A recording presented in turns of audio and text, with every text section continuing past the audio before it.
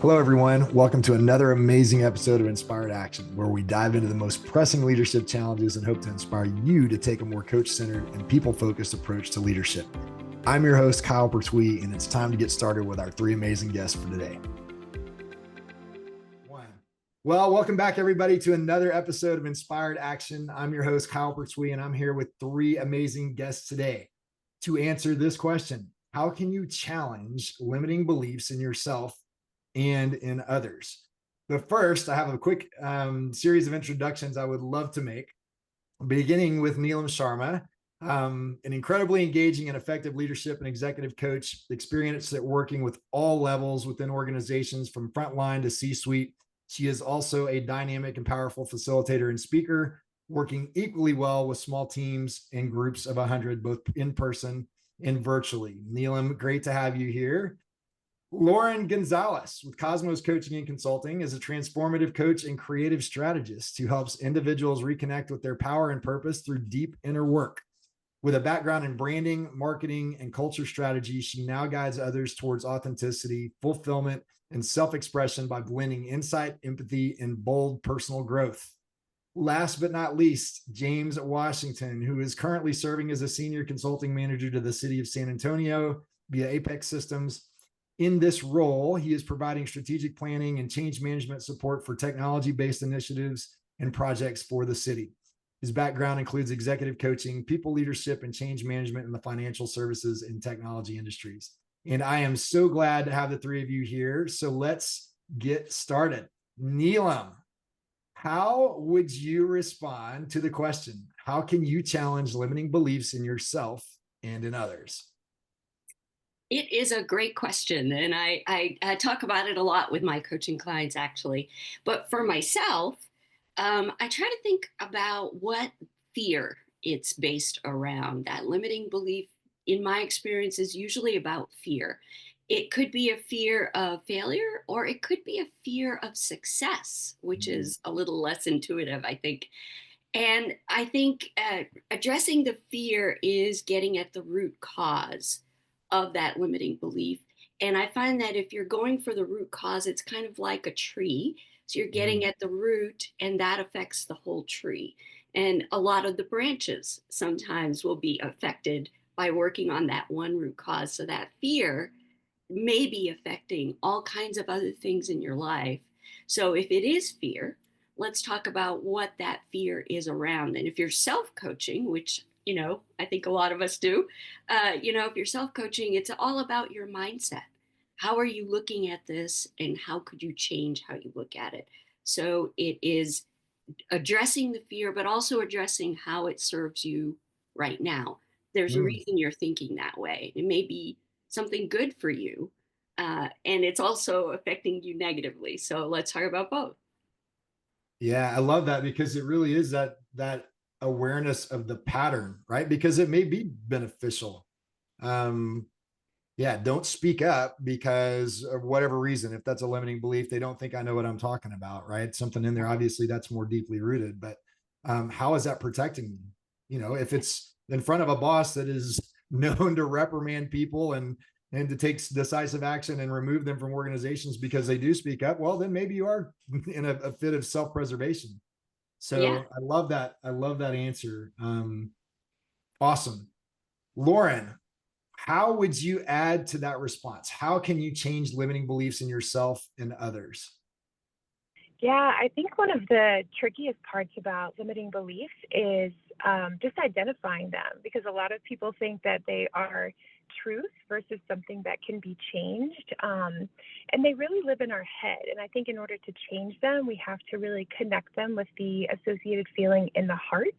So, for example, if you think I'll never land that job or find that partner or grow my business, it's connected to that particular one, what we might call our inner critic or our gremlin, which Neelam mentioned protection is a something that was developed to protect us. So there's a lot of focus in the leadership world right now, rightfully so, about mindset and changing your thoughts, but the underpinnings of that are really how you feel. So you can tell yourself, like, I'm going to get this job, but you're not going to believe it until you actually feel like you're actually capable. So I think to challenge our limiting beliefs, we have to first identify that we can change this thought. And then to replace it with a new one, I like to ask questions like, is that really true? And then what else might be possible? And then lastly, what's standing in the way of that? And I think that's when you dive deep into some of the inner things. And sometimes we blame our limiting beliefs on the world around us, but in the end, it always comes back to us. And the world around us is truly just a mirror of who we are anyway. Yeah, and so much of that, when you think about just limiting beliefs as generalizations about the world that are learned or taught or society, informs us on. And seldom do people stop and ask those questions like the ones you just positioned, right? It's like, how true is that? Well, half the time we never even slow down to think about how true it is. It's true because other people say it, or is it true because I really and genuinely believe that? I love that. That's great insight. James, how about you, man? What would you add to the conversation? How can you challenge limiting beliefs in yourself and others? Yeah, like Lauren and Neelam said, that this is a great question. In society today, we're so focused on outside influences, like social media is a big part of all of our lives. So we're constantly thinking and critiquing ourselves. And I like to say, you are what you think you are and feel you are, and you give Mm. energy to that. So to kind of combat that is first acknowledging that you're really maybe taking things out of perspective, basically, of yourself. And so acknowledgement, like Warren mentioned, is like step one. Is like taking a step back to think, is this really happening? Am I really this person or this thing is the first step, and then tying that to what evidence you have to support that probably thought and feeling that you have, because some of it could stem from fear, some of it can stem from anxiety, some of it can stem from what people say about you, and then you start to internalize it, and it just kind of creates a snowball effect for that. So really diagnosing why you're thinking and feeling this way is kind of key. And then trying to mirror that up to like what sort of actions kind of support the reason why you think that way. And then once you kind of identify that, then you have to take action or a step to be like, whoa, if I need to protect myself in this situation, why do I need to do that? Do I need to speak to this person that's making me feel this way, or what have you? So really taking action after you've identified what is causing that thought is really something that leads you to start to overcome these things. We all experience, it's natural to experience imposter syndrome and things like that. So understanding that it's perfectly human and normal to feel this way from time to time is really a big step in starting to overcome those thoughts and feelings.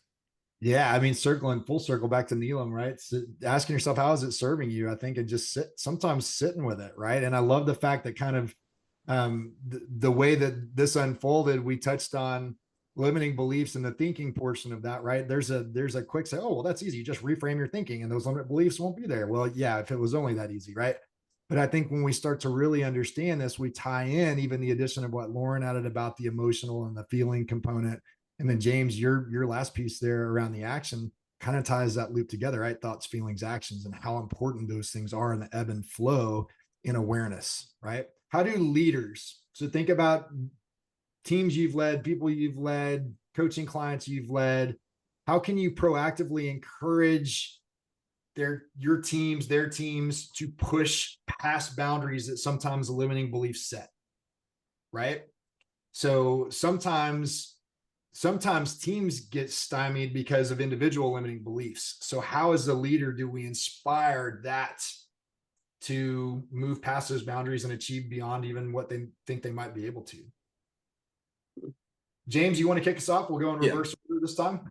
Yeah, I think it's important for leaders to create a safe space for their teams to uh, express their creativity and ideas, and not stifle that by saying, "Hey," or by giving off energy, saying that, hey, if you speak up and throw out an idea that doesn't make sense, that it's a bad thing. I think it's healthy for leaders to create that environment to show that not only do they not know everything as a leader, but that their teams have a wealth of their own experiences and backgrounds and knowledges that could really create innovative ideas and thoughts and suggestions to move the team forward. So I think, first of all, leaders have to just create that safe space where people feel comfortable to speak up, share their thoughts and ideas and experiences.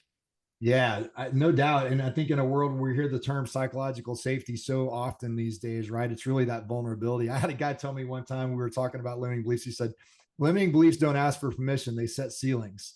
I'm like, yeah, that's pretty spot on. So true. Yeah. Lauren, what would you add? I think building that confidence and allowing your team the space to build muscle around their skills. And so giving them, tasks or projects or responsibilities that might seem a little beyond what you've seen they think they can do, but then providing the scaffolding and the structure in place for them to be successful. There was one time very early in my career where my boss, who was on the way out, but she hadn't told me yet, she told me that I was going to present a pretty huge marketing campaign to the vice president of marketing. And I said, I cannot do that. And she said, yes, you can. And she had me present it to her first. She made sure I was prepared. And then she allowed me the space to do it. And I did it. And afterwards, the confidence that built in me, because it was something new that I did. So it removed the limiting belief of A, not thinking I couldn't present in front of executives, and then B, being able to just verbalize, these ideas and sell them and get buy-in. So I would definitely say, giving your team space to try new things and then the support they need to do that. Yeah, absolutely. Absolutely. Neelam, what would you add to these two great responses so far? Yeah, they are great responses. And I would say the opposite of limiting beliefs is having, sort of a coaching mindset. So having the the manager act as coach, and also not making how people feel bad, you know? So so if you are allowing them to feel what they feel, and yet also saying, hey, it's understandable that you would feel like that. And what if we had a growth mindset? What if we looked at the opposite of limiting and looked at growth? What would that look like? And what would that look like for you? What would that look like for the team? So, I think there's space for support, even if limiting belief is holding you back. It doesn't, I don't think, serve anyone to make it bad. And Yeah. so let's work with it. What can we do with that and move more towards growth rather than limits? Yeah, I like that. It reminds me one of the things when I had my previous business 15, 20 years ago that we used to talk about. And when these kind of things would come up, I would say, the only thing between you and your next level is a story you keep repeating. And so from that, we started to encourage our people and our leaders that when something was going on, right or wrong, but this was their perspective, to come to us and say, this is the story I'm telling myself. And it just kind of sets that stage, right? To say, this is what's going on in their head. It doesn't mean that I'm wrong or my truth is different, but this is a story Kyle's telling himself. And now Neelam, James, and Lauren know where his thinking's coming from. So how do we support that, right? And that starts like, oh, if that's the story, well, no wonder that's the way he's acting, or that's the results that we're getting, right? Yeah. So awesome, awesome stuff. All right, you guys, that's about all the time we have for today. Thank you so much for joining us. And again, every Thursday, new episodes are out. Be sure to watch us on LinkedIn. Thanks for joining us. Take care. Thanks, Kyle. Thank you, Kyle.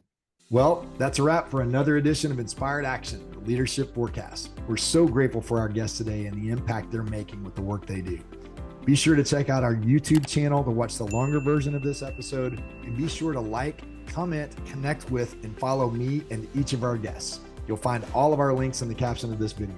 Thanks for watching, and be sure to tune in every Thursday at noon Central, 1 p.m. Eastern for new episodes.